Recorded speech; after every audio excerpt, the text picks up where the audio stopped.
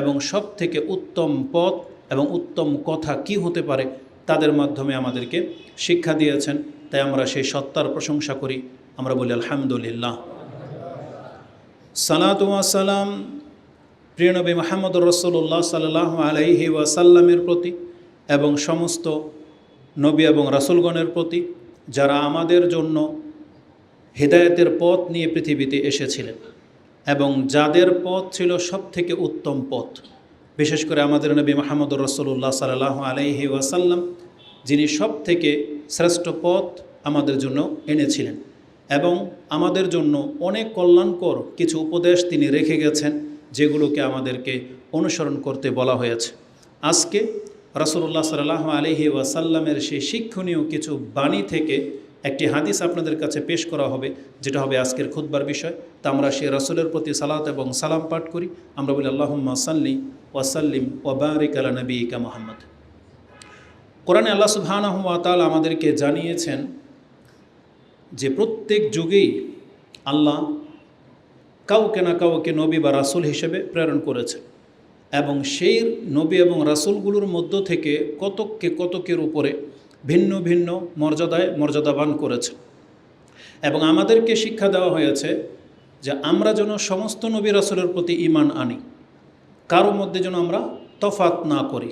বিশেষ করে মুসলিম যারা, তারা যেমন মুহাম্মদুর রাসূলুল্লাহ সাল্লাল্লাহু আলাইহি ওয়াসাল্লামকে নবী এবং রাসূল হিসেবে মানে এবং সম্মান শ্রদ্ধা করে ভালোবাসে, ঠিক তার পূর্বে যত নবী রাসূল এসেছেন আমরা সবাইকে সমানভাবেই ভালোবাসি, সমানভাবেই শ্রদ্ধা করি। এবং কোরআনে আল্লাহ সুবহানাহু ওয়া তাআলা মুমিনদের গুণ সম্পর্কে তালকিনও করেছেন যে মুমিনরা এমন হতে হবে, যেটা আপনি সূরা বাকারার সর্বশেষ আয়াতের একটি আয়াত আগে পেয়ে যাবেন, 285 নম্বর আয়াতে, যেখানে আল্লাহ সুবহানাহু ওয়া তাআলা বলেছেন মুমিনদের কথা হবে লা নুফাররিকু বাইনা আহাদিম মির রাসূলি ওয়া ক্বালু সামি'না ওয়া আতানা গুফরানাকা রাব্বানা ওয়া ইলাইকাল মাসির। যে আল্লাহ, আমরা সমস্ত নবীর প্রতি ঈমান আনি, কাউকে আমরা ভেদভাব করি না এবং আমরা শুনি এবং মানি। এটা হচ্ছে মুমিনদের গুণ। তো আল্লাহ সুবহানাহু ওয়া তাআলা যত নবী রাসূল প্রেরণ করেছেন তাদের মধ্যে উল্লেখযোগ্য একজন হলেন মূসা আলাইহিস সালাম, যার উপাধি হলো তিনি আল্লাহ সুবহানাহু ওয়া তাআলার সাথে সরাসরি কথোপকথন করতেন, মানে মাধ্যম ছাড়াই। মাধ্যম বলতে মানে ফেরেশতা ছাড়াই সরাসরি আল্লাহ সুবহানাহু ওয়া তাআলার যে শব্দ তিনি সেটা শুনতে পেয়েছিলেন। এই জন্য তার উপাধি তাকে দেয়া হয়েছে, কি উপাধি তার? মূসা আলাইহিস সালাম কালিমুল্লাহ। তিনি হচ্ছেন আল্লাহর সাথে কথোপকথন করেছেন। কোরআনে আল্লাহ সুবহানাহু ওয়া তাআলা তার এই মর্যাদার কথা উল্লেখ করেছেন, যেটা আপনি সূরা নিসা 4 নম্বর সূরার 164 নম্বর আয়াতে পেয়ে যাবেন, যেখানে আল্লাহ সুবহানাহু ওয়া তাআলা বলেছেন ওয়া কাল্লামাল্লাহু মূসা তাকলিমা। আল্লাহ মূসা আলাইহিস সালামের সাথে কথোপকথন করেছেন। তো মূসা আলাইহিস সালাম যেটা আল্লাহ সুবহানাহু ওয়া তাআলার সাথে কথোপকথন করতেন, তার থেকে অনেক কথা আপনি বর্ণিত পাবেন। বিশেষ করে সেগুলোকে বনি ইসরায়েলের রেওয়ায়াত বলা হয়। তবে অধিকাংশ কথাগুলাই সত্য নাও হতে পারে, বাড়াবাড়ি রয়েছে। কিন্তু কিছু কথা আছে যেগুলো সত্য এবং কিছু কথা আছে যেগুলো সরাসরি হাদিসে আসছে। আমাদের রাসূল সত্য হিসেবে স্বীকৃতি দিয়েছেন এমন অনেক কথা আছে। সেই কথাগুলোর মধ্য থেকে আজকে একটি হাদিস শুধু পেশ করা হবে, যে মূসা আলাইহিস সালাম তিনি তার রবের সাথে একদিন কথোপকথনে অনেকগুলো বিষয় জিজ্ঞেস করেছিলেন। তার তথ্য আল্লাহ সুবহানাহু ওয়া তাআলার কাছ থেকে নিয়েছিলেন, যেগুলো বিশেষ বিশেষ কথা। সেই হাদিসটা আপনাদের কাছে উল্লেখ করা হবে। যদিও যেমনটা বলেছি, অসংখ্য কথা তার নামে মিথ্যা ছড়াছড়ি রয়েছে। যেমন একদিন তিনি জিজ্ঞেস করেছিলেন যে আল্লাহ সুবহানাহু ওয়া তাআলার কাছে সবচেয়ে উত্তম ব্যক্তিকে বা কে সবার আগে জান্নাতে যাবে। তখন বলা হয়েছিল যে তার উম্মতের মধ্যে একজন কসাই যে তার আগে জান্নাতে যাবে। সেই ঘটনাটা সত্য নয়। এভাবে অনেক বানোয়াট কিছু কথাবার্তা আছে যেটা তার নামে চালানো হয়ে থাকে। আর কিছু আছে যেগুলো সই জয়ীফের মাঝখানে আছে। কেউ বলেছেন হাসান, কেউ বলেছেন জয়ীফ। যেমন ওই হাদিস আমরা সবাই জানি যে মূসা আলাইহিস সালাম জিজ্ঞাসা করেছিলেন আই রব্বি আল্লিমনি শাইআন আযকুরুকা ওয়া আদউকা বি, আমাকে এমন একটা কালেমা শিক্ষা দেন যেই কালেমা আমি আপনাকে স্মরণ করব এবং আপনার কাছে দোয়া করব। তখন আল্লাহ সুবহানাহু ওয়া তাআলা তাকে বলেছিলেন ইয়া মূসা কুল লা ইলাহা ইল্লাল্লাহ, তুমি লা ইলাহা ইল্লাল্লাহ পাঠ করো।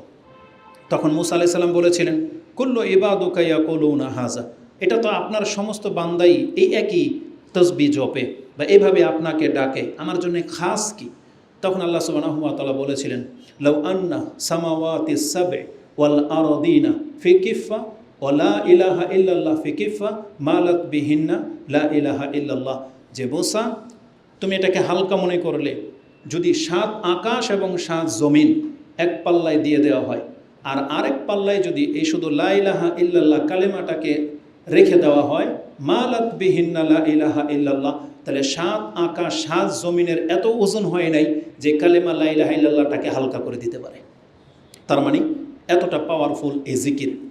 এই হাদিসের 2টা বর্ণনা আসছে, একটার মধ্যে দুর্বলতা আছে, মানে কেউ কেউ বলেছেন এটা দুর্বল, কেউ বলেছেন হাসান, গ্রহণযোগ্যতার মধ্যে রয়েছে।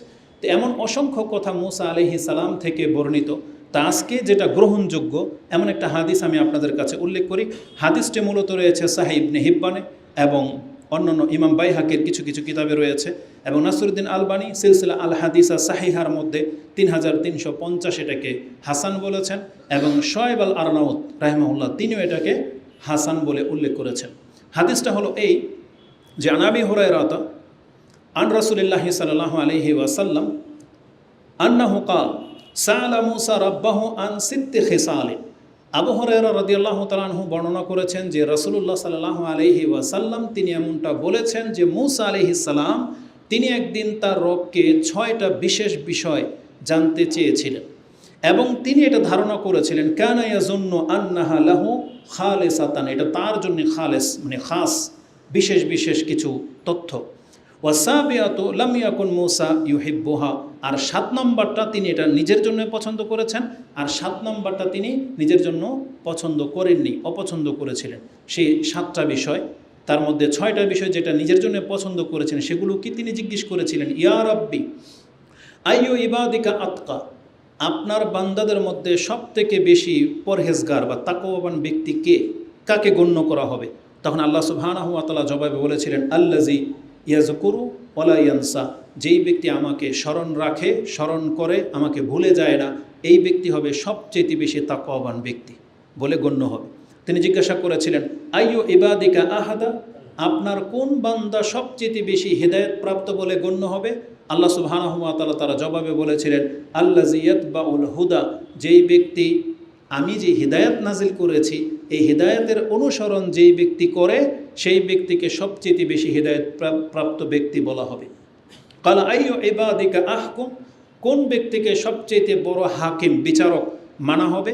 আল্লাহ সুবহানাহু ওয়া তাআলা জবাবে বলেছেন, আল্লাজি ইয়াহকুমু লিন-নাস কামা ইয়াহকুমু লিনাফসি, যেই ব্যক্তি অন্যের সাথে ওই বিচার করে যেই বিচারটা সে নিজের জন্য পছন্দ করে, এই ব্যক্তি হচ্ছে উত্তম বিচারক বলে গণ্য হবে। জিজ্ঞাসা করা হয়েছে চতুর্থ, আইয়ু ইবাদিকা আলামু, কোন ব্যক্তিকে সবচেয়ে বড় জ্ঞানী আলেম ভাবা হবে? কালা আলিমুন, ওই ব্যক্তি হচ্ছে আলেম, লা ইয়াশবাউ মিনাল ইলম, যেই ব্যক্তি ইলম অর্জন করতেই থাকে কিন্তু তার পিপাসা কখনো শেষ হয়ে যায় না, পিপাসার্থই থেকে যায়। ইয়াজমাউ ইলমান নাস ইলা ইলমিহি, সে সমস্ত মানুষের এলেমটা জমা করতে থাকে নিজের এলেমের সাথে, তারপরও সে থেমে থাকে না, জ্ঞান চর্চা করতেই থাকে।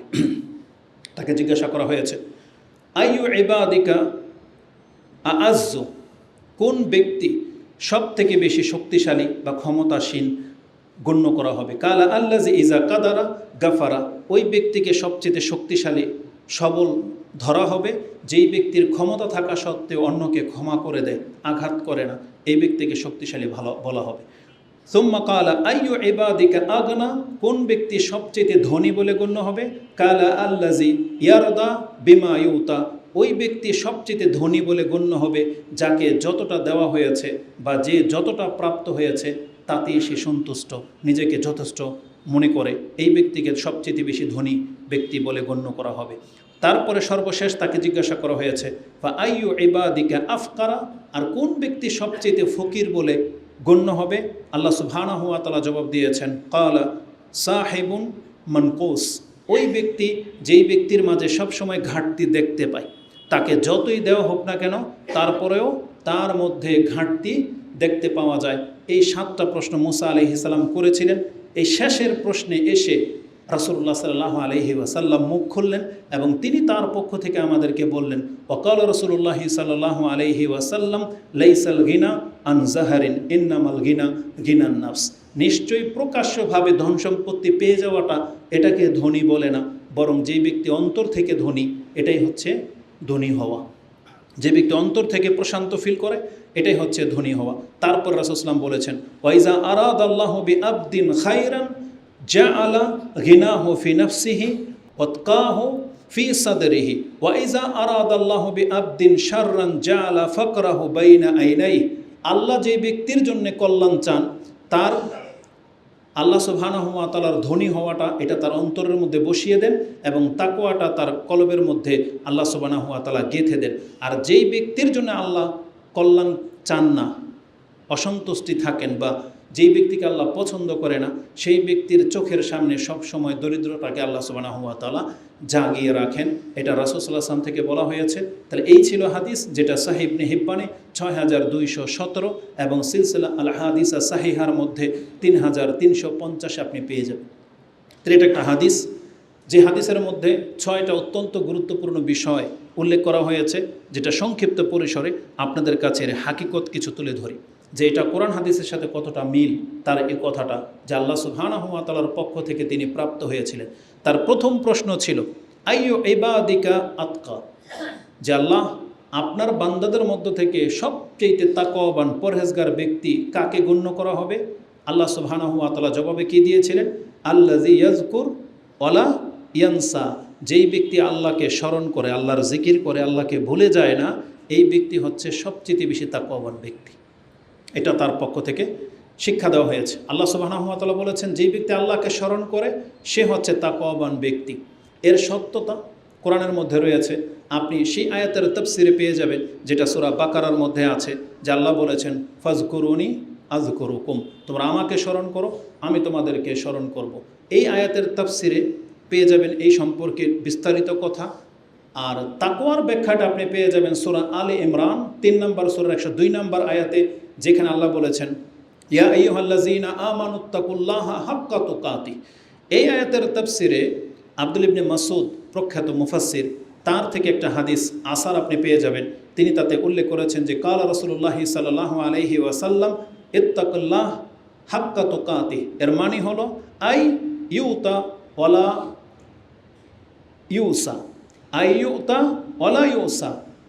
তাকওয়া হলো আল্লাহর আনুগত্য করা, আল্লাহর বিরুদ্ধাচারণ না করা। ওয়ুশকারা ওয়ালা ইউকফারা, আল্লাহর শুকরিয়া আদায় করা, আল্লাহর নাশুকরি না করা। আর ওয়ুজকারা ওয়ালা ইউনসা, আল্লাহকে স্মরণ করা, আল্লাহকে ভুলে না যাওয়া। এই ব্যাখ্যা রাসূলুল্লাহ সাল্লাল্লাহু আলাইহি ওয়াসাল্লাম থেকে করা হয়েছে। তার মানে তাকওয়া হলো আল্লাহকে ভয় করা, মানে হলো আল্লাহর আনুগত্য করতে হবে, আল্লাহর বিরুদ্ধাচারণ করা যাবে না, আল্লাহকে স্মরণ করতে হবে, আল্লাহকে ভুলে গেলে চলবে না, আল্লাহ সুবহানাহু ওয়া তাআলার শুকরিয়া আদায় করতে হবে, আপনি আল্লাহর নাশুকরি করতে পারবেন না। এই তিনটা সমষ্টি হচ্ছে তাকওয়া। যার মধ্যে আছে সেই ব্যক্তি নিজেকে পরহেজগার বা মুত্তাকি ভাবতে পারেন। আর মুত্তাকি হতে পারলে আপনার মর্যাদা কি, এটা তো কোরআন হাদিসে যথেষ্ট কথা আছে। সব থেকে বড় কথা যেটা আল্লাহ বলেছেন, যে আল্লাহ মুত্তাকিদের সাথে আছে, ইন্নাল্লাহা মাআল মুত্তাকিন, ইন্নাল্লাহা ইউহিব্বুল মুত্তাকিন, আল্লাহ মুত্তাকিদেরকে ভালোবাসেন, আল্লাহ মুত্তাকিদের সাথে আছেন। এবং জান্নাতকে প্রস্তুতি করে রাখা হয়েছে কাদের জন্যে? উইদ্দাত লিল মুত্তাকিন, আল্লাহ বলেছেন আমি মুত্তাকিদের জন্য জান্নাতকে প্রস্তুত করে রেখেছি। তা জান্নাত মূলত মুত্তাকিদের জন্য। আর মুত্তাকিকে, যার মধ্যে 3টা গুণ থাকবে, যে আল্লাহকে স্মরণ করে, যে আল্লাহর শুকরিয়া আদায় করে, যে আল্লাহর আনুগত্য করে। তা মূসা আলাইহিস সালামের কথার সাথে সেটা মিল রয়েছে, যে আল্লাহ সুবহানাহু ওয়া তাআলার তাকওয়াবান ব্যক্তি হলো তারা যারা আল্লাহকে স্মরণ করে। ইমাম হাকিম বলেন এই হাদিসটি সবচেয়ে বেশি গ্রহণযোগ্য হলো, এটা হচ্ছে মারফু নয়, এটা হচ্ছে মওকুফ। মানে এটা আব্দুল ইবনে মাসউদ রাদিয়াল্লাহু তাআলার উক্তি, এটা রাসূল সাল্লাল্লাহু আলাইহি ওয়াসাল্লামের হাদিস হিসেবে বেশি সহিহ বলে গ্রহণযোগ্য হচ্ছে না। তবে এটা আব্দুল ইবনে মাসউদ রাদিয়াল্লাহু তাআলার ব্যাখ্যা, এটা মুসনাদে আপনি ইমাম হাকিমের কিতাবে পেয়ে যাবেন, মুস্তাদরাক সাহিহাইন লিল হাকিম, তিনি এটাকে ব্যাখ্যা করেছেন। তো এই হাদিসের মধ্যে যেটা আছে, আল্লাহ সুবহানাহু ওয়া তাআলার মুত্তাকি বান্দা তারা যারা আল্লাহকে স্মরণ করে, আল্লাহকে ভুলে যায় না। এই আপনি আমাদের বাস্তবতার সাথে এই 3টা কথাকে মিল পাবেন কিনা দেখেন তো। কতজন ব্যক্তি আমরা আছি যারা আল্লাহকে স্মরণ করি, বরং সারাদিন পার হয়ে যায়, আমরা হয়তো খুব কমই আল্লাহ সুবহানাহু ওয়া তাআলাকে স্মরণ করি। আর অনেকে আছে যে আল্লাহকে স্মরণই করে না। তাদের মধ্যে উল্লেখযোগ্য ব্যক্তি হচ্ছে বেনামাজি। যারা নামাজ আদায় করে না, তারা যে আল্লাহকে স্মরণ করে এর কোনো দলিল নেই। যারা সব সময় পাপে থাকে, যেমন বেপরদায় যারা থাকে, তারা যে আল্লাহকে স্মরণ করে এর কোনো গ্যারান্টি নেই, প্রমাণ নেই। কারণ আল্লাহ সুবহানাহু ওয়া তাআলাকে স্মরণ করা মানি শুধু মুখে জপা নয়, বরং আল্লাহ সুবহানাহু ওয়া তাআলার বিধিনিষেধগুলোকে মেনে চলার নাম হচ্ছে আল্লাহকে স্মরণ করা। অতএব যারা ধর্ম পালন করে না, যে যতটা করে সে ততটা আল্লাহকে স্মরণ রেখেছেন, আর যে যতটা ধর্ম ছেড়ে দিয়েছেন আপনি ততটা কিন্তু আল্লাহকে ভুলে গেছেন। এটা আপনাকে মনে রাখতে হবে। বিশেষ করে যারা অল্প সময় নামাজ আদায় করে, নামাজ খুব সংক্ষিপ্ত, এটা কিন্তু মুনাফিকদের লক্ষণ। আল্লাহ সুবহানাহু ওয়া তাআলা কি বলেছেন মুনাফিকদের সম্পর্কে? ওয়ালা ইয়াযকুরুনা আল্লাহ ইল্লা কালিলা। মুনাফিকরা আল্লাহকে স্মরণ করে না, তবে খুব কম। আর তারা যখন নামাজ দাঁড়ায় কুসালা, মানে একেবারে অলসতার সাথে দাঁড়ায়। এটা যদি মুনাফিকদের গুণ হয়ে থাকে, আর আমাদের মধ্যে যারা নামাজই পড়ে না, এদের রেজাল্টটা কী হবে? আর যারা নামাজ পড়ে তো এই যে এরকম হেয়ালিভাবে আপনি ভয় করেন, আপনি মুনাফিকের কাতারে পড়ে যান নাকি, এটা নিয়ে ভাবতে হবে। যেটা আল্লাহ সুবহানাহু ওয়া তাআলা বলেছেন হেয়ালিভাবে নামাজ পড়া কোনো রকম, এটা মুনাফিকদের লক্ষণ। তা আল্লাহ সুবহানাহু ওয়া তাআলাকে স্মরণ করতে হবে এবং উত্তমভাবে স্মরণ করতে হবে, তাহলেই সেই ব্যক্তি মুত্তাকি বলে গণ্য হতে পারবে। তার দ্বিতীয় শিক্ষাটা ছিল যে আইয়ু ইবাদিকা আহদা, আপনার কোন বান্দা সব থেকে বেশি হেদায়েতের পথে আছে। আল্লাহ সুবহানাহু ওয়া তাআলা জবাবে বলেছিলেন আল্লাযী ইয়াতবাউল হুদা, যেই ব্যক্তি আমার হেদায়েতের উপরে আছে, মানে আমি যে হেদায়েত নাজিল করেছি এটাকে যে অনুসরণ করে সেই ব্যক্তি হেদায়েতের পথে আছে। তার মানে কোরআন এবং সুন্নাহ, কোরআন এবং হাদিসকে যারা ফলো করে, এটা হচ্ছে আল্লাহর পক্ষ থেকে হেদায়েত করে দাও। হেদায়েত নিজে থেকে বানিয়ে নিলে চলবে না, কারণ হেদায়েত তো আল্লাহর পক্ষ থেকে নাজিল করা হয়েছে। এবং এই মর্মে স্পষ্ট দুইটা আয়াত, একই রকম আয়াত দুইটা সূরায় আপনি পেয়ে যাবেন, যেটা আল্লাহ সুবহানাহু ওয়া তাআলা আদম আলাইহিস সালামকে পৃথিবীতে প্রেরণ করার আগেই জানিয়ে দিয়েছিলেন যে তোমরা পৃথিবীতে বসবাস করবে, আমার পক্ষ থেকে একটা হেদায়েত আসবে। যারা হেদায়েত অনুসরণ করবে তারা ভয় পাবে না, তারা চিন্তিত হবে না, এবং তারা গোমরা হবে না, তারা পথভ্রষ্ট হবে না। এই কথা দুইটা আল্লাহ সুবহানাহু ওয়া তাআলা কোরআনের দুই জায়গায় আপনি পেয়ে যাবেন। যেমনটা আপনি পেয়ে যাবেন সূরা বাকারাতে 38-39, এই আয়াত দুইটা পড়েন পেয়ে যাবেন।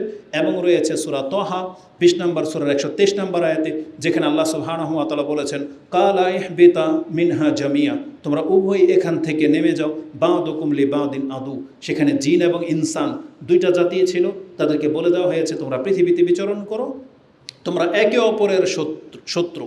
বা'দুকুম লিবাদিন আদু, তোমরা একে অপরের শত্রু। ফা ইম্মা ইয়াতিয়ান্নাকুম মিন্নি হুদান, আমার পক্ষ থেকে যখন হেদায়েত আসবে, ফামানিত্তাবা, যেই ব্যক্তি অনুসরণ করবে হুদায়া, আমার সেই নাজিল করা হেদায়েতের উপরে, ফালা ইয়াদিল্লু ওয়ালা ইয়াশকা, সেই ব্যক্তি পথভ্রষ্ট হবে না আর সেই ব্যক্তি হতভাগা হবে না। এটা আল্লাহর পক্ষ থেকে পৃথিবীতে মানুষ প্রেরণ করার আগেই আল্লাহ জানিয়ে দিয়েছিলেন। তাহলে যেই ব্যক্তি আল্লাহ সুবহানাহু ওয়া তাআলার দেখানো বিধানের উপরে চলে না, সেই ব্যক্তি হেদায়েতের উপরে নাই। শুধু মুখে দাবি করলেই চলে না, বরং আল্লাহর ইবাদত করাটাই হলো হিদায়াত। আল্লাহ সুবহানাহু ওয়া তাআলার দেখানো পথ অনুসরণ করে চলাটাই হচ্ছে হিদায়াত। আজকে অধিকাংশ মানুষ আমরা নিজেদেরকে মুসলিম দাবি করি বটে, কিন্তু আমরা আল্লাহ সুবহানাহু ওয়া তাআলার নাজিল করা বিধান ফলো করি না। যদি আজকের খুতবা শুধু এই অংশের মধ্যে থামিয়ে দিই, আমাদের বর্তমান জীবনযাত্রাকে যদি তুলে ধরি, তাহলে এক তো এটা রাষ্ট্রের খেলাফ চলে যাবে, অনেক বলবে এটা রাষ্ট্রবিরোধী কথা হয়ে যাবে, আর খুতবা এখানে শেষ করতে বাধ্য হব। কারণ আল্লাহ সুবহানাহু ওয়া তাআলার বিধান আমরা যে বাস্তবায়ন করি না, বা এটা যে আমরা চাচ্ছি না, এটা যে আমরা অন্তর থেকে ছুঁড়ে ফেলে দিয়েছি, আমাদের এই বাস্তবতা হচ্ছে তার প্রমাণ। না হলে কেন যেন বুঝে আসে না যে রাসূলুল্লাহ সাল্লাল্লাহু আলাইহি ওয়াসাল্লামের যুগে যখন ইসলাম নাজিল হয়নি, তখন যেই আমলগুলো নিষিদ্ধ ছিল তখন তারা জানতো না। মদ পান করা, বিয়ে শাদীর সিস্টেম, নামাজ না পড়া, যত রকমের জাহেলিয়াত ছিল তারা জানতো না যেগুলো হারাম। কিন্তু যেমনি যেমনি নাজিল হওয়া শুরু হলো, মদ হারাম হলো, মদ তারা ছেড়ে দিলেন। জেনা হারাম হলো, জেনা করা তারা ছেড়ে দিলেন। পর্দা করা ফরজ হয়ে গেল, পর্দা তারা করে নিলেন। ইসলামের প্রত্যেকটা বিধান, কিন্তু বাংলার জমিনে দেখেন তো, ইসলামের সবগুলো বিধান নাজিল হয়ে আছে, কিন্তু 1400 বছর পার হয়ে চলে যাচ্ছে, এখন পর্যন্ত বাংলাদেশে ইসলাম কায়েম হচ্ছে না। মানে ইসলাম মোতাবেক আপনি চলতে চাচ্ছেন না।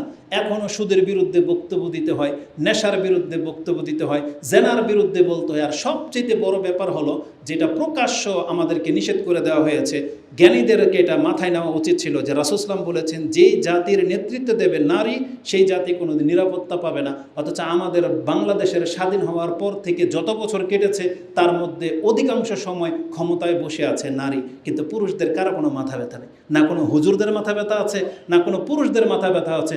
অথচ এটা যদি কোনো হুজুরের কথা হতো, আপনি মানতে পারতেন, নাও মানতে পারতেন, কিন্তু সংবাদটা তো দিয়েছে আমাদের নবী মুহাম্মদুর রাসূলুল্লাহ সাল্লাল্লাহু আলাইহি সাল্লাম, যে এই জাতি কোনোদিন নিস্তার পাবে না যেই জাতির ক্ষমতাবান হবে নারী। তাহলে আপনি জেনে শুনে নিজেকে লাঞ্ছিতের মধ্যে ঠেলে দিচ্ছেন। আমাদের কোনো এক শেখ বলেছিল, নাম ধরেই বলেছিল, বর্তমান ক্ষমতায় যিনি আছেন তিনি যদি না হতেন তাহলে বাংলাদেশের অরাজকতা আরও বেড়ে যেত। কিন্তু আমি আপনাকে বলে জেনে নেন, যতটা উন্নত বর্তমান সরকারের দ্বারা হয়েছে, সেখানে যদি একজন পুরুষ হতো, সেখানে যদি একজন ধার্মিক ব্যক্তি হতো, আমি মনে করি বাংলাদেশ যতটা এগিয়েছে তার 50 বছর আগেই এর চেয়ে বেশি এগিয়ে যেতে পারতো, বেশি এগিয়ে যেতে পারতো। এটা অ্যানালাইসিস করে আপনি দেখেন। বা বর্তমানে আমরা যেটা দেখতে পাচ্ছি, কিছু কিছু মন্ত্রী আছে বা এমপি আছে যারা হক নিয়ে, বা তারা তো ধর্ম বোঝে না, ধার্মিকও না, কিন্তু একটা নাগরিক সুস্থ বা একজন বিচক্ষণ ব্যক্তি হিসেবে, যেভাবে নাম বললে যদি বলি, সুমন বেরিস্টান একজন আছে, ইউটিউবে দেখা যায় কত কত নীতিগত কথা বলে। আর ও ধর্ম বোঝে না, কিন্তু নীতিগত কথা তো বলতেছে, কিন্তু বাস্তবিক অর্থে দেখা যায় বেশি দিন টিকতে পারবে না, কারণ অলরেডি অরাজকতা শুরু হয়ে গেছে। কিন্তু আমি বোঝাতে চেয়েছি, এ তো ধার্মিক না, একজন বাংলাদেশের নাগরিক, কিন্তু আপনারা তো ধার্মিক, মুসলিম ধার্মিক, এ তার কর্তব্য থেকে কথা বলে, কিন্তু আপনাদের উপরে তো দায়িত্ব দুর্নীতিকে ঠেকিয়ে দেওয়া, অরাজকতাকে দূর করে, এটা তো আমাদের মুসলিম হিসেবে দায়িত্ব। কিন্তু আমরা 90% মানুষ, কিন্তু কারো কোনো মাথা ব্যথা নাই। তা লাঞ্ছিত জীবন আপনি বেছে নিয়েছেন, এভাবে আপনাকে চলতে হবে। তো সবচেয়ে বড় কথা হচ্ছে, দুনিয়া না হয় ধ্বংস হয়েছে, কিন্তু পরকাল তো আপনি ধ্বংস করে দিচ্ছেন। কারণ আল্লাহ সুবহানাহু ওয়া তাআলার হেদায়েতের পথে তো আসতে হবে, চেষ্টা তো করতে হবে। কিন্তু আমরা কোথায় চেষ্টা করতেছি? বরং আমরা এই বাতিলের সাপোর্টেই আরও বেশি, সবচেয়ে বেশি লোক ওখানে ব্যস্ত। ওগুলোকে প্রতিষ্ঠিত করার জন্যে অর্থ খরচ করতেছে, শ্রম দিচ্ছে, শক্তি খরচ করতেছে, কিন্তু ইসলাম প্রচার করার জন্য কারো কোনো মাথা ব্যথা নাই। দিন প্রতিষ্ঠা করতে হবে, এই মাথা ব্যথাটা নাই। বরং আমরা সারাদিন শুধুমাত্র ওই পেরেশানিতে লেগে থাকি যে আমি কিভাবে ভালো থাকবো, আমি কিভাবে একটু স্বয়ংসম্পূর্ণ হব। যখন আমরা নিজের চিন্তায় ব্যস্ত, তখন সবাই কিন্তু একই চিন্তা করে। আপনি ডুবে যান, আপনার নিয়ে আমার কোনো চিন্তা নেই, সবাই তো সবার চিন্তাই করতেছে। তো যার ফলে আমরা কেউ ভালো নাই। কিন্তু আমরা সবাই যদি সবার চিন্তা করতাম, সবাই ভালো হয়ে যেতাম। এটা আল্লাহ সুবহানাহু ওয়া তাআলার বিধানে ছিল।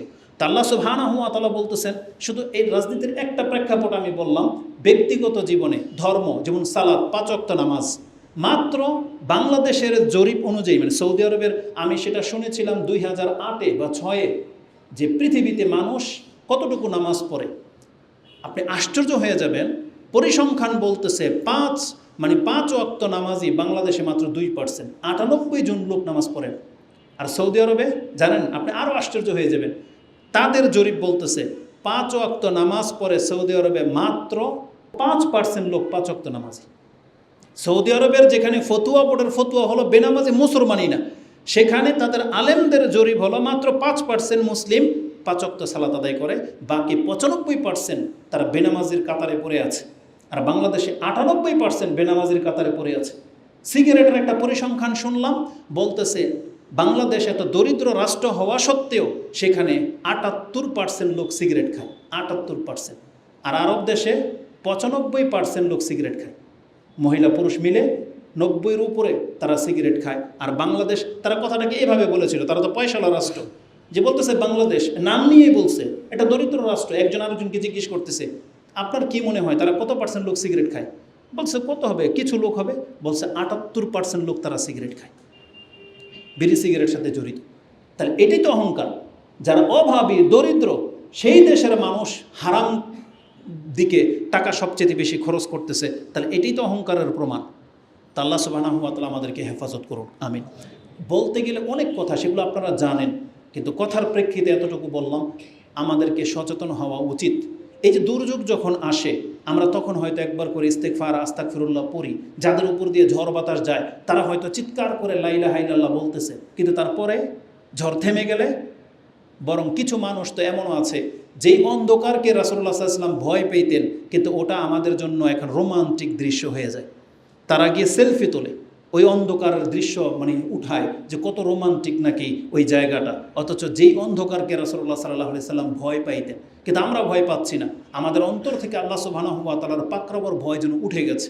এমনটা তো হওয়া উচিত ছিল না, বরং আল্লাহ সুবহানাহু ওয়া তাআলার কাছে আমাদেরকে ফিরতে হতো। কারণ আল্লাহ সুবহানাহু ওয়া তাআলার ছোটোখাটো আযাবগুলো আসে যাতে করে আমরা তওবা করতে পারি, যেটা সূরা তওবার একটা আয়াতে আপনি পেয়ে যাবেন যে তোমাদেরকে প্রত্যেক বছর আমি একবার দুইবার ছোট ছোট আযাব দিয়ে কেন ধরি, যাতে করে তোমরা আমার কাছে ফিরে আসতে পারো। কিন্তু আমরা আর উল্টো পথ ধরি। বরং একজন মন্ত্রী না এমপি, সে তো দাপটের সাথে বলে যে এই যে ঘূর্ণিঝড় আসতেছে, সে বলতেছে আমরা সর্বশক্তি নিয়ে প্রস্তুত আছি, মোকাবেলা করার জন্য তারা প্রস্তুত আছে।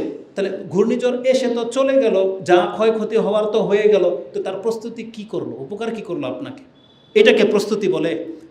যেমন আমাদের নারায়ণগঞ্জের এক পীর বগুড়াতে এক বক্তব্যের মধ্যে ইশারা করতেছে এভাবে, কি জানি করলো, ও বলতেছে তার পরের বছর, তো বলতেছে আপনাদের কি মনে আছে যে গত বছর এখানে মাহফিল করতেছিলাম আর এইখান দিয়ে ঝড় আসতেছিল, আমি কি করলাম? বলতেছে আমি কিছু লিখলাম, আল্লাহু আকবার বা বিসমিল্লাহ কি জন্য লিখলো, তারপরে কি হইলো, বলতেছে ঝড় অন্যদিকে চলে গেল। বুঝছেন, অন্যদিকে চলে গেল। এর বাড়ির পাশেই আমার ফুফুর বাড়ি। তো যখন ঝড় বৃষ্টি শুরু হয়েছে, তা আমাকে বলতেছে অনেক বাতাস হচ্ছে। আমি বলছি আপনার ভয় কেন? কারণ আপনার পশ্চিম পাশে তো পীর সাহেব আছে, আপনার তো কিছুই হবে না। তো বলছে তোর যে কথা, মানে আমাদের যে ভাষা, সেই ভাষায় মানে তাকে রসিকতা করে বললাম। তার মানে বাস্তবতা ভিন্ন।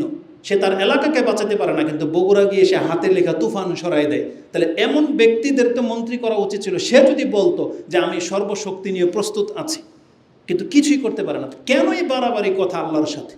কেন মানুষের মধ্যে ভয় মানে ঢোকে না কেন, যে আমি কার বিরুদ্ধে কি বলতেছি? কই ঠেকাইতে তো পারি না আমরা কিছুই, ক্ষয়ক্ষতি তো হয়ে যাচ্ছে। তাহলে কেন আমরা আল্লাহ সুবহানাহু ওয়া তাআলার কাছে ক্ষমা চাই না? কেন আল্লাহর কাছে আমরা নিরাপত্তা কামনা করি না? বরং আল্লাহর রাসূল সাল্লাল্লাহু আলাইহি ওয়াসাল্লাম বলেছেন, একজন ব্যক্তি আল্লাহর কাছে নিরাপত্তা কামনা করার দোয়ার চাইতে আর কোনো শ্রেষ্ঠ দোয়া নেই, যে সে প্রতিদিন বলবে আল্লাহুম্মা ইন্নী আসআলুকাল আফওয়া ওয়াল আফিয়াতা ফিদ দুনিয়া ওয়াল আখিরা। আল্লাহ আমি তোমার কাছে দুনিয়া এবং পরকালের নিরাপত্তা চাচ্ছি। এর চাইতে বড় দোয়া আর কি হতে পারে একটা মানুষ আল্লাহর কাছে চাইবে? কিন্তু এটা না বলে আমরা বলতেছি আমরা সমস্ত শক্তি নিয়ে নাকি প্রস্তুত আছি। এটা কোনো মুসলমানের কথা তো হইতে পারে না। তা আল্লাহ সুবহানাহু ওয়া তাআলা এগুলো পছন্দ করে না। যেখানে মূসা আলাইহিস সালাম বলে তাকে জিজ্ঞাসা করা হয়েছিল কে সবচেয়ে বেশি জ্ঞানী এই জমিনে, তিনি বলেছিলেন আমি। কথা মিথ্যা ছিল না, কারণ তখনকার যুগে রাসূলদের চাইতে বড় জ্ঞানী কেউ হয় না। কিন্তু তিনি বুঝতে পারেন না যেটা আল্লাহ অসন্তুষ্ট হয়ে যাবেন। আল্লাহ সুবহানাহু ওয়া তাআলা তাকে ধরে নিলেন এবং বললা তুমি যাও। জ্ঞানী কাকে বলে? তুমি যাও, আমার এক বান্দা আছে 2 সমুদ্রের মাঝখানে গিয়ে তাকে পাবে, যাও তার সাথে একটু ভিজিট করে আসো, দেখো জ্ঞান কী জিনিস। আল্লাহ তাকে ধরে নিলেন। তা আল্লাহ সুবহানাহু ওয়া তাআলা বাড়াবাড়ি কথা পছন্দ করে না। আমাদের মুসলিম হিসাবে মোটেও উচিত নয় আল্লাহর সামনে এমন কোনো উদ্ধত্তপূর্ণ কথা পেশ করা। তাহলে আল্লাহ সুবহানাহু ওয়া তাআলা নারাজ হয়ে গেলে কিন্তু আমাদেরকে কেউ বাঁচাতে পারবে না। আল্লাহ আমাদেরকে হেফাজত করেন, আমিন। তো জিজ্ঞাসা করা হয়েছিল কে সবচেয়ে বেশি হেদায়েতের পথে আছে?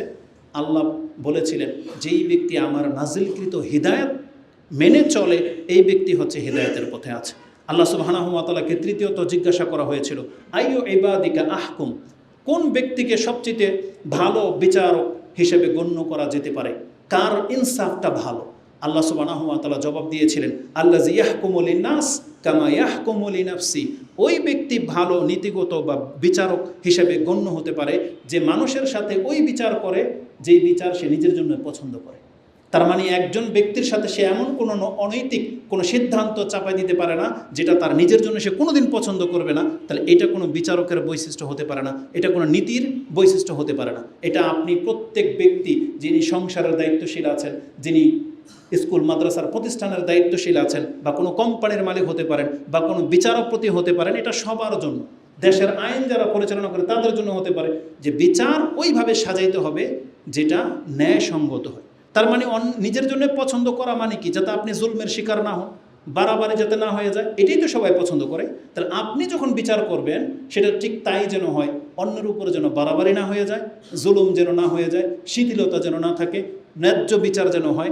এটা আল্লাহ সুবহানাহু ওয়া তাআলা বলতে চেয়েছেন। এবং এই হাদিসের ভাষ্যটা কি, মূল মর্মটা কি? রাসূলুল্লাহ সাল্লাল্লাহু আলাইহি ওয়াসাল্লামের ওই হাদিস যেটা বুখারী এবং মুসলিমে রয়েছে, আন আনাস ইবনে মালিক আন নবী সাল্লাল্লাহু আলাইহি ওয়াসাল্লাম ক্বালা ওয়াল্লাযী নাফসি বিয়াদিহি লা ইউমিনু আহাদুকুম হাত্তা ইউহিব্বা লি আখিহি মা ইউহিব্বু লিনাফসি। আমি আল্লাহর কসম করে বলতেছি, ওই ব্যক্তি প্রকৃত মুমিন হতে পারবে না ততক্ষণ পর্যন্ত যতক্ষণ সে তার ভাইয়ের জন্য ওইটা পছন্দ না করবে যেটা সে নিজের জন্য পছন্দ করে। আর এটা একটা মূলনীতি।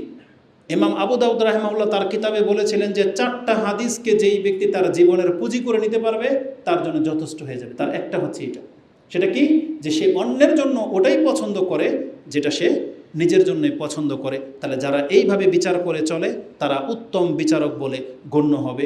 এবং তার চতুর্থ শিক্ষাটা ছিল, তিনি বলেছিলেন আইয়ু ইবাদিকা আলম, কাকে সবচেয়ে বেশি জ্ঞানী ভাবা হবে বা মনে করা হবে।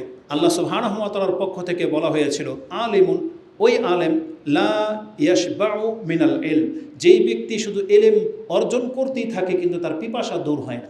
তার মানে কি, সে নিজেকে কোনোদিন শেষ সীমার দাবি করতে পারবে না যে আমি সবচেয়ে বড় আলেম, বরং সে নিজেকে সব সময় ছাত্রই মনে করে এবং সে ইলম চর্চাই করতে থাকবে। তার কাছে শুধু ঘাটতি মনে হবে যে আমি এখন পর্যন্ত কিছুই জানলাম না, তা আমার চাইতে অনেক বেশি জানে মানুষগুলো। এবং সে কি করে, ওয়ায়াজমাউ ইলমান নাস লিইলমিহি, সে নিজের ইলমের সাথে অন্যর কার কাছে কি ইলম আছে সেগুলো সে শিখতে থাকে এবং জড়ো করতে থাকে।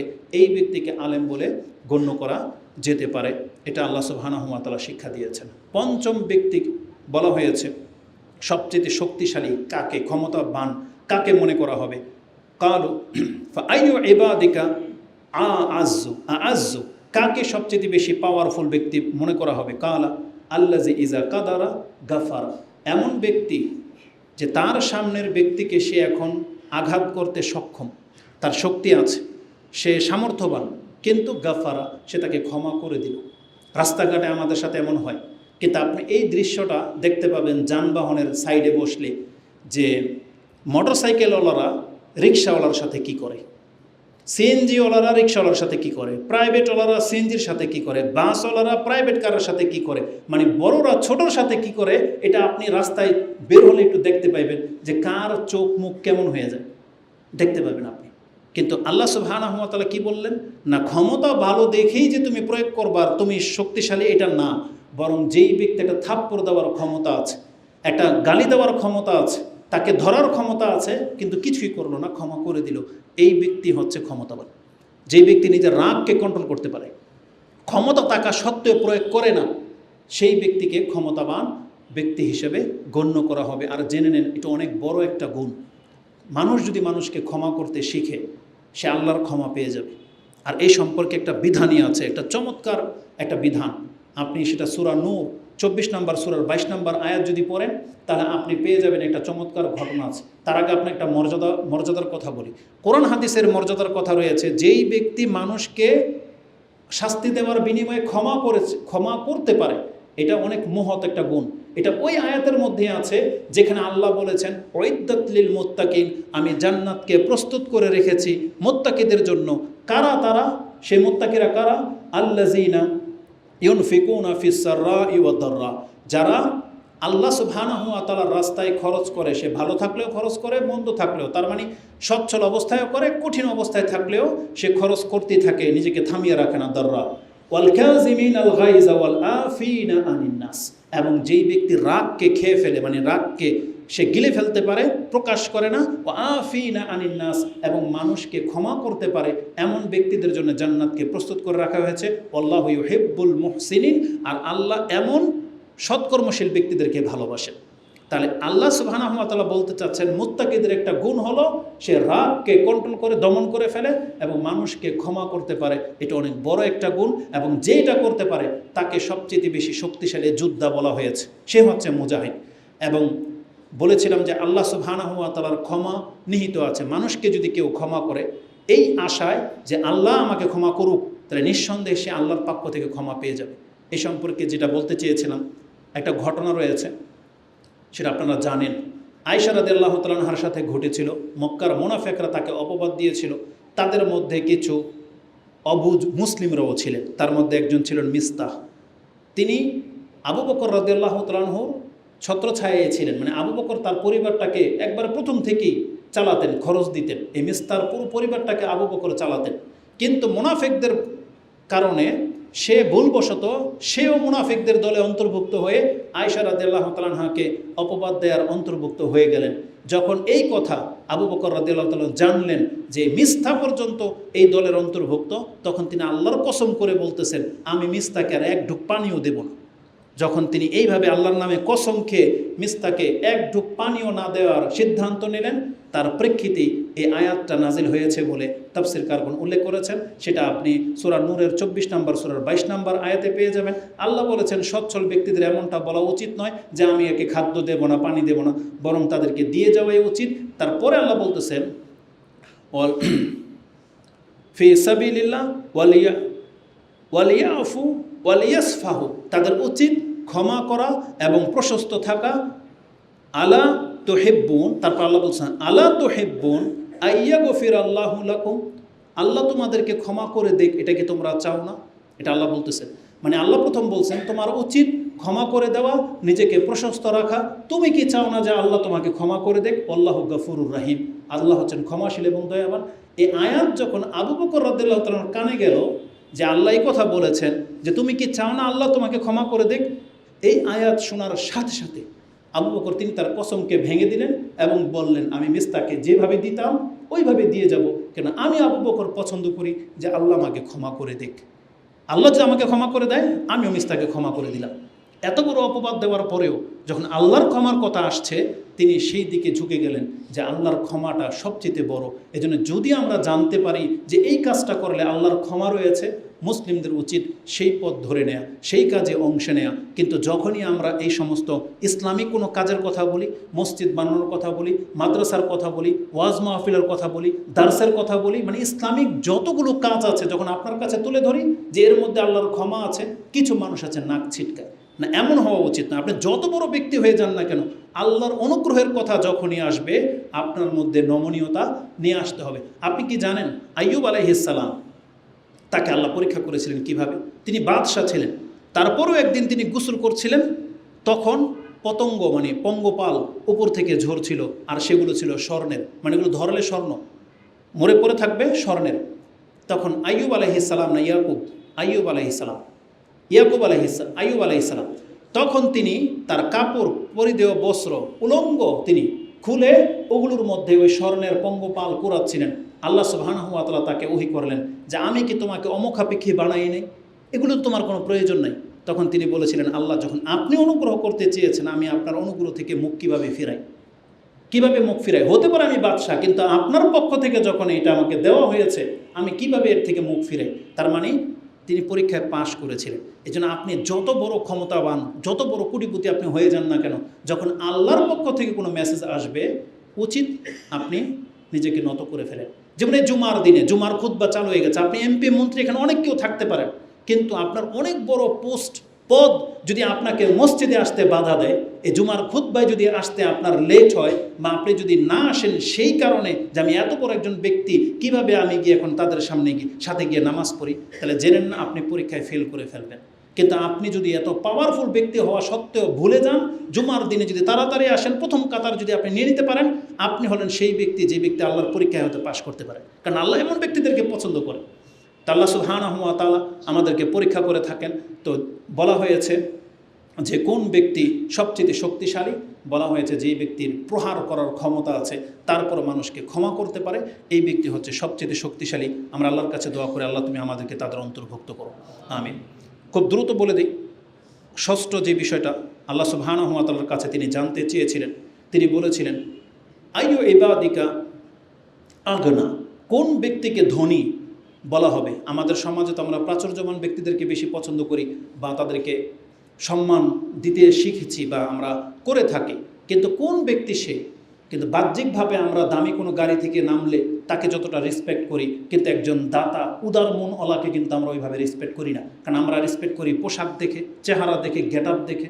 কিন্তু আল্লাহ সুবহানাহু ওয়া তাআলা আমাদেরকে শিক্ষা দিয়েছেন যেই ব্যক্তি অন্তর থেকে ধনী, সচ্ছল, সেই ব্যক্তিকে প্রকৃত ধনী গণ্য করা হবে। কালা আল্লাজি ইয়ারদা বিমা ইউতা। আজকে অধিকাংশ মানুষ, এই পয়েন্টটা আজকে আমাদের বাস্তবতার সাথে জড়িত। কেননা অধিকাংশ মানুষ দেখা যাচ্ছে যে আপনি নিজেকে অভাবী মনে করেন, আপনি এটা ভালো চাকরি পাচ্ছেন না, বা যেই চাকরি আপনি সততার সাথে করেন আপনাকে বেতন দেওয়া হচ্ছে অল্প, আপনার মনে হচ্ছে আপনি হয়তো আরও কিছুর যোগ্য, আপনার চোখের সামনে দেখতে পাচ্ছেন দুর্নীতিবাজরা কত টাকা ইনকাম করে ফেলতেছে, কিন্তু আপনি সৎ থাকার কারণে আপনার তেমন কোনো ইনকাম নাই, আপনার অনেক সময় মন খারাপ হয়। বরং এমনটা হওয়া উচিত নয়, বরং সব সময় নিজের অন্তরকে প্রশস্ত রাখার চেষ্টা করেন। আপনি আল্লাহর পক্ষ থেকে যতটা প্রাপ্ত হয়েছেন, আপনি যদি ততটাতে নিজেকে সন্তুষ্ট রাখতে পারেন, আপনি জেনে নেন আল্লাহর কাছে আপনি ধনী, আল্লাহ সুবহানাহু ওয়া তাআলার কাছে আপনি শুকরগুজার বান্দা। মুহাম্মদুর রাসূলুল্লাহ সাল্লাল্লাহু আলাইহি ওয়াসাল্লামের কথা কি আপনার একবারও চিন্তা হয় না? বরং আমাদেরকে আল্লাহ সুবহানাহু ওয়া তাআলা মানে আমাদেরকে আল্লাহ যেই অবস্থায় রেখেছেন এই অবস্থায় আমরা যেন সন্তুষ্ট থাকতে পারি, এই জন্য মুহাম্মদুর রাসূলুল্লাহ সাল্লাল্লাহু আলাইহি ওয়াসাল্লাম নিজে তিনি এই জীবনটা গ্রহণ করেছেন। চাইলে তিনি অনেক বাদশার মতো জীবনযাপন করতে পারতেন, আল্লাহ তাকে অফারও করেছিলেন যে আপনি নবীর সাথে সাথে আমি আপনাকে বাদশাহ করে দেই, তিনি বলছেন যে না, বরং আমি দরিদ্র রাসূল হিসেবে থাকতে চাই। কেন? এটা আমাদের জন্য, কারণ আমরা যেন আমাদের নবীর দিকে তাকায়ে আমরা যেন কি করতে পারি, ধৈর্য ধারণ করতে পারি। তা আল্লাহ সুবহানাহু ওয়া তাআলাকে জিজ্ঞাসা করা হয়, তিনি বলেছিলেন ইয়ারদা বিমা ইউতা, যাকে যতটা দেওয়া হয়েছে সে ততটা পেয়েই যদি সন্তুষ্ট প্রকাশ করতে পারে, এই ব্যক্তি হচ্ছে সবচেয়ে ধনী। এখানে এসে রাসূলুল্লাহ সাল্লাল্লাহু আলাইহি সাল্লাম মুখ খুলেছিলেন এবং তিনি বলেছিলেন ক্বালা রাসূলুল্লাহ সাল্লাল্লাহু আলাইহি সাল্লাম লাইসাল গিনা আন যাহরিহি, প্রকাশ্যভাবে কারো গেটআপ ফেটআপ দেখে আপনি তাকে ধনী ভাববেন না, এইভাবে ধনী হওয়া যায় না। বরং ধনী হলো ইন্নামা আল গিনা গিনান নাফস, অন্তরের প্রশস্ততাই হচ্ছে ধনী হওয়া। যার অন্তর বড় আপনার জন্য ঢেলে দিবে যতটুকু আছে একবার উদার মনে। একজন সাহাবী রাসূলুল্লাহ সাল্লাল্লাহু আলাইহি সাল্লাম, বরং এটার উদাহরণ আপনি একজন ওই খ্রিস্টানের উদাহরণ থেকে নিতে পারেন, আদি বিন হাতেম। এই হাতেম তাই যার কিচ্ছা বর্ণনা করা হয়, তিনি একজন খ্রিস্টান লোক ছিলেন। আদি রাদিয়াল্লাহু তাআলা আনহুর পিতা হাতেম অনেক উদার ছিলেন। তার সম্পর্কে লেখা হয়েছে তিনি তার দাদার উট পরিচালনা করতেন, দেখাশোনা করতেন। আগন্তুক মেহমান আসছে এবং হাতেমের কাছে বলল যে আমরা তোমার মেহমান হয়ে আসছি, তাহলে আমাদের জন্য তুমি আপ্যায়নের ব্যবস্থা করবে না? বলছে হ্যাঁ করবো। বলছে আপনারা কয়জন? কোনো কোনো বর্ণনায় 4 জন, কোনো কোনো বর্ণনায় 7 জন। এক কথায় তারা যতজন ছিল প্রত্যেকের একজনের জন্য একটা করে উট জবাই করে দিছে। তার দাদা যখন জানলো যে ও তো সর্বনাশ করে ফেলবে, তখন তাকে বিতাড়িত করে দেওয়া হয়েছে, তাকে সে বাড়ি থেকে বের করে দেওয়া হয়েছে। কিন্তু তার উদার মনটা এমন যে উপন্যাসের মধ্যে তার নাম পর্যন্ত ইতিহাসের পাতায় লেখা হয়ে গেছে যে এতটা বড় দাতা তিনি ছিলেন। মুহাম্মদ রাসূলুল্লাহ সাল্লাল্লাহু আলাইহি সাল্লাম, আমরা তো জানি তার ঘরে 3 মাস চুলাও জ্বলতো না, কিন্তু আজ পর্যন্ত তার কাছে কেউ এসে চেয়ে পায় নাই এমন কোনো দিন হয়নি। রাসূলের কাছে আছে আর চেয়েছে, দেওয়া হয়নি এমন হয়নি। বরং একজন আগন্তুক ব্যক্তি বলছে ইয়া রাসূলুল্লাহ, আমি যদি ইসলাম গ্রহণ করে নিই তাহলে এই উপত্যকার মাঝে যতগুলো বকরি আছে আমাকে দিয়ে দিবেন? বলছে দিয়ে দিব। দিয়ে দিয়েছে সাথে সাথে, উপত্যকার মাঠ বড়া বকরি সাথে সাথে তাকে দিয়ে দেওয়া হয়েছে। এই ব্যক্তি সমস্ত বকরি নিয়ে তার কওমের কাছে বলতেছে ইয়া কওমি আসলিম, তোমরা ইসলাম গ্রহণ করো, ফাইন্না মুহাম্মাদান লা ইয়াখাফু ফাকরা, মুহাম্মদ এমন এক ব্যক্তি, এইভাবে দান করলে তো মানুষ ফতুর হয়ে যাবে, কিন্তু মুহাম্মদ ফকির হয়ে যাওয়াটাকে ভয় পায় না। মুহাম্মদ সাল্লাল্লাহু আলাইহি ওয়াসাল্লাম ফকির হয়ে যাওয়াটাকে ভয় পায় না। এ দেখো আমাকে কতটা দেওয়া হয়েছে। তো এটা ছিল মুহাম্মদ রাসূলুল্লাহ সাল্লাল্লাহু আলাইহি ওয়াসাল্লামের চরিত্র। অথচ আমরা জানি তিনি অভাবী, কিন্তু আজকে আমরা দান করতে চাই না। আজকে আমাদের দানের জন্য এক্সট্রা বক্তব্য দিতে হয়, অথচ আপনার চোখের সামনে বুঝতে পারতেছেন যে আমাদের এই মসজিদটা ঘাটতি আছে, কিন্তু আপনাকে ইনিয়ে বিনিয়ে কথা বলে তারপর আপনার কাছ থেকে দানের টাকা হাসিল করতে হয়। এমনটা তো হওয়া উচিত নয় মুসলমানদের, কারণ যে দান করবে সেটা নিজের জন্য। আপনি মর্যাদাও পাবেন, এই সমাজের মানুষ আপনাকে ওইভাবে সচ্ছল হিসেবে স্বীকৃতিও দেবে, আর আপনি নিকিত অবশ্যই আল্লাহ সুবহানাহু ওয়া তাআলার কাছে প্রাপ্য হবেন। তো আল্লাহ সুবহানাহু ওয়া তাআলা আমাদেরকে অন্তর থেকে সচ্ছল হওয়ার তৌফিক দান করুন। কোরআনের 2টা আয়াত আছে এই ক্ষেত্রে। আল্লাহ বলেছেন অমায়ুকা শুহা নাফসিহি ফাউলাইকা হুমুল মুফলিহুন, যে যেই ব্যক্তির অন্তরকে সংকীর্ণতা থেকে মুক্ত করে দেওয়া হলো এই ব্যক্তি হচ্ছে সফলকাম। অতএব আমাদের মুসলিমদের উচিত অন্তর থেকে সংকীর্ণতা দূর করে দেওয়া। রিজিক আল্লাহর পক্ষ থেকে আসে।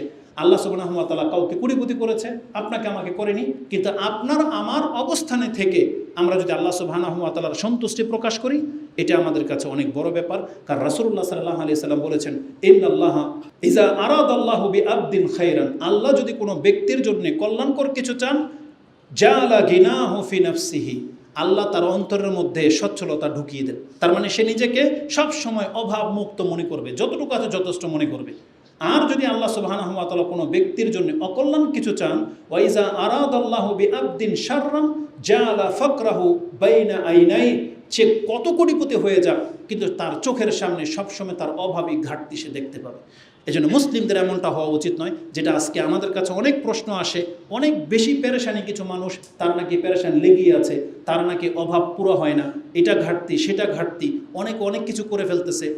এমনটা হওয়া উচিত নয়। আর বিশেষ করে আমাদের যুবকদেরকে বলবো, আপনারা ওই কাদের মতো বলবো আর কি, অসহায়ের মতো, এতিমের মতো অন্যের বাইকের দিকে তাকায় থাকেন, অন্যের মোবাইলের দিকে তাকায় থাকেন, আপনারটা আপনার কাছে ভালো মনে হয় না। এমন হতাশার দৃষ্টিতে তাকায় থাকেন না, আপনাকে আপনার সামর্থ্যের উপরে থাকতে হবে। আল্লাহ সুবহানাহু ওয়া তাআলা ওদেরকে সামর্থ্য দিয়েছেন, তাই ওরা কিনেছে। আপনার আমার জন্য একটা আল্লাহ রেডি করে রেখেছেন, ওটা আমাদের কিনে চলতে হবে। মুহাম্মদুর রাসূলুল্লাহ সাল্লাল্লাহু আলাইহি সাল্লাম গাধার পিঠেও চড়েছেন। আপনি যদি গাধাকে সাইকেলের সাথে তুলনা করেন, করতে পারেন। রাসূল সাল্লাল্লাহু আলাইহি ওয়াসাল্লাম শুধু খালি উট আর ঘোড়ার পিঠেই উঠে নাই, তিনি গাধার পিঠেও চড়েছেন। কেন? যাতে করে নমনীয়তা চলে আসে। এই জন্য আমাদের যার যতটা সামর্থ্য আছে আমরা ততটার উপরে যেন স্থির থাকি, এটা আমাদের যুবক ভাই বোনদেরকে বলবো। এবং যারা ছোট পোলাপান আছে, এরা অনেক সময় আমরা শুনেছি তারা বাপমার কাছে এমন কিছু ডিমান্ড করে যেটা বাপমা পুরো করতে সক্ষম নয়, তখন সেই ছেলে ঘরের ভাঙচুর করে, কথা বলে না, খাদ্য খেতে চায় না, মায়ের উপরে টর্চার করে। এটা কোনো মুসলমান সন্তানের কাজ হতে পারে না। আপনার অন্তরকে আপনি প্রশান্ত রাখার চেষ্টা করেন, সামর্থ্যের উপরে থাকার চেষ্টা করেন। সামর্থ্য অনেক বড় একটা ব্যাপার, সামর্থ্যের বাইরে আপনি কোনো কিছু করতে চেয়েন না। আবার অনেক আল্লাদি বাপ্পা আছে যে ঋণ করে হলেও ওর ছেলেকে সে ওই যে R15 উমুক তুমুক আইফোন দিতে হবে। কেন? যারা প্রবাসী ভাইয়েরা আছে, আপনাদের কত ডিমান্ড তাদের কাছে, কিন্তু প্রবাসীদের কষ্ট যদি আপনারা দেখতেন, তারা তো কষ্ট করে ইনকাম করে। উচিত ছিল তারা দেশে আসলে আমরা তাদেরকে গিফট করব, কিন্তু তাদের থেকে গিফট পাওয়ার জন্য আমরা হাঁ করে তাকাই থাকি। আবার গিফট যদি একটু উল্টাপাল্টা হয়, আপনার তাতে সন্তুষ্ট হয় না। একটা ফোনই হয়তো দিয়েছে, কিন্তু আপনি আইফোন দাবি করে বসে থাকবেন, এটা মোটেও কাম্য নয়। কারণ সেখানে তারা ফ্রি টাকা পায় না, বরং তাদেরকে ইনকাম করে টাকা ইনকাম করতে হয়। আর আপনার ভাই, আপনার সন্তানের টাকা যদি শুধু ফোন কিনায় আর গহনা কিনায় আর অমুক তমুক গিফট কিনাতে যদি শেষ করে দেন, ওরও তো একটা লাইফ আছে, এটা মোটেও কাম্য নয়। প্রত্যেক ব্যক্তির উচিত নিজের সামর্থ্যের উপরে থাকা, এবং আপনি যতটার মালিক আপনি আল্লাহর শুকরিয়া আদায় করার চেষ্টা করেন, অন্তর থেকে সংকীর্ণতাটাকে দূর করে দেন, তাহলেই মুসলিম শান্তি পাবে। এবং এই ক্ষেত্রে রাসূল সাল্লাল্লাহু আলাইহি ওয়াসাল্লামের সবচেয়ে চমৎকার উপদেশ হলো, রাসূল বলেছেন, উনজুর ইলা মান আসফালা মিনকুম ওয়ালা তানজুর ইলা মান হুয়া ফাওকাকুম। খবরদার, তোমরা তোমাদের চাইতে উপরের গেটআপের লোকদের দিকে তাকাবে না, তোমরা তোমাদের নিচের লোকদের দিকে তাকাবা। দেখো তাদের জীবনযাপন কেমন। আপনার ঘর কত সুন্দর এটা বুঝতে পারবেন আপনি সুনামি হয়ে গেছে সেই সব ঘরের দিকে তাকান। কিন্তু আপনি যদি তাকান ওই বনানী উমুক তুমুক ওই দুবাইয়ের প্লেসের দিকে, আপনার কোনোদিন শুকরিয়া আদায় হবে না, কোনোদিন হবে না। আপনি সবসময় নিচের দিকে তাকান, তাহলে আপনি বুঝতে পারবেন আপনি আল্লাহর কত নিয়ামতের মাঝে বেঁচে আছেন। তাহলে বলতে গেলে অনেক লম্বা হয়ে যাবে কথা। ষষ্ঠ বিষয় যেটা ছিল, যে সবচেয়ে সপ্তম বিষয় যেটা, সবচেয়ে ফকিরকে, যেই ব্যক্তিকে আল্লাহ অঢেল দেওয়ার পরেও সে তারপরেও গলা শুকায়, আমরা বলি না, তারপরেও সে গলা শুকায়, আমি কিছুই পাইলাম না, এই করলাম না, সেই করলাম না, আল্লাহ আমাকে কিছুই দিল না, এমনটা কোনো মন্তব্য করা উচিত নয়। বিশেষ করে এটা একটা মন্দ গুণ। আপনি জানেন আমাদের মহিলাদেরকে, মা বোনদেরকে রাসূলুল্লাহ সাল্লাল্লাহু আলাইহি ওয়াসাল্লাম কি বলেছিলেন, যে ইন্নী রাআইতু আকসারা কুন্না মিন আহলিন নার, আমি তো তোমাদের অধিকাংশ জাহান্নামে দেখেছি। বলছেন আমাদের অপরাধটা কি? বড় কোনো অপরাধের কথা রাসূল বলে নাই, ছোট্ট দুইটা কথা বলেছেন, তাকফুরনাল আশির, তুকসিরনাল লানা ও তাকফুরনাল আশির। তোমরা বেশি লানতান করো আর তোমরা স্বামীর অকৃতজ্ঞ, তোমরা স্বামীর শুকরিয়া আদায় করতে জানো না। এই দুইটা গুণের কারণে বলছে তোমাদেরকে আমি জাহান্নামে দেখেছি। তার মানে না শুকরি, এটা কত বড় ব্যাপার যে একজন ব্যক্তির না শুকরি করলে যদি জাহান্নামের সংবাদ পেতে পারে, আর আমি আর আপনি আমাদের রব আল্লাহ যিনি তার না শুকরি করে বসে আছি, কিন্তু আপনি আর আমের অপরাধটা অপরাধ মনে হয় না, এমনটা হতে পারে না। বান্দা হিসাবে আল্লাহ আমাদেরকে যথেষ্ট দিয়ে রেখেছেন, যথেষ্ট। আপনি বলেন আলহামদুলিল্লাহ। আল্লাহ যেন আমাদের অন্তরকে প্রশস্ততা দান করে, আমাদের অন্তরের যে সংকীর্ণতার কারণে আমরা আল্লাহর কাছ থেকে দূরে সরে আছি, আল্লাহ যেন আমাদেরকে ক্ষমা করে। এই হাদিসটা ছিল চমৎকার একটা হাদিস, যাতে অনেকগুলো কথা আছে, আরও কিছু কথা বের হতো, কিন্তু সময়ের সাপেক্ষে আমি এখানেই রেখে দিচ্ছি। যতগুলো কথা মুসা আলাইহিস সালাম নিজের জন্য পছন্দ করেছিলেন, এগুলো সব যেন আমাদের জন্য পছন্দনীয় হয়। আল্লাহ তুমি আমাদের অন্তরকে প্রশস্ততা দান করো, এই কথাগুলোকে গ্রহণ করে মেনে চলার তৌফিক দান করো। আকুলু লিকাউলি হাযা আস্তাগফিরুল্লাহ লি ওয়া লাকুম ওয়া লিসাইরিল মুসলিমিন ফাস্তাগফিরু ইন্নাহু হুয়াল গাফুরুর রহিম।